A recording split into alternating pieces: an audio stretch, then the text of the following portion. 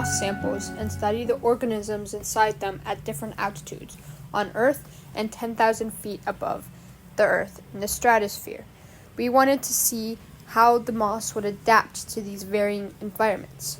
Our hypothesis was that the moss samples that went into the stratosphere would have a decreased metabolism, but not a decreased population, compared to the samples that stayed on Earth. Our cadets worked tirelessly in 3 different groups to ensure our team's success. We had a team working on the patch to ensure the design of the patch followed the rubric and our experiment. We had a team working on transportation, making sure that the samples were packaged in carefully so that we could get the most accurate result.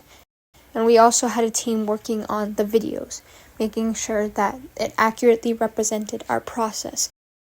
Our testing process involved putting a drop of water from a swamp with about 50 different species of algae-dependent organisms between 2 2-milliliter microscope slides. To prepare the samples before the tests, we carefully sterilized the slides to avoid any contamination, then placed the drop of water on one slide and covered it with another, ensuring that the sample spread evenly without air bubbles. After receiving back our launch sample and our control sample, we found some notable differences between the two.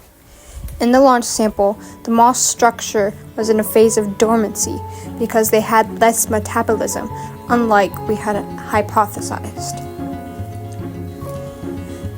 The population of the samples seemed untouched because we found the same organisms and eggs inside of both the launched and control samples.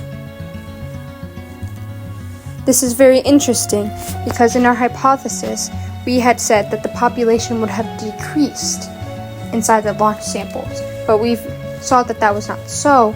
The metabolism decreased, but not the population. Our squadron would greatly benefit from $5,000. As we grow at an exponential rate, our main goal is to advance and improve our aerospace program to allow for a more hands-on learning for our cadets. Another goal is to upgrade our resources, such as computers, and do more cadet activities for our 35 cadets. This is a huge goal of ours, so that we can continue to foster and add to our cadets' interests and hobbies. We are very grateful for the opportunity that the High Altitude Balloon Challenge has given our squadron in helping to advance our scientific thinking and allow us to think critically about the experiments that we do. We are very excited to see what we can do next year to help motivate other cadets to get involved with the cool opportunities that the High Altitude Balloon Challenge provides to cadets.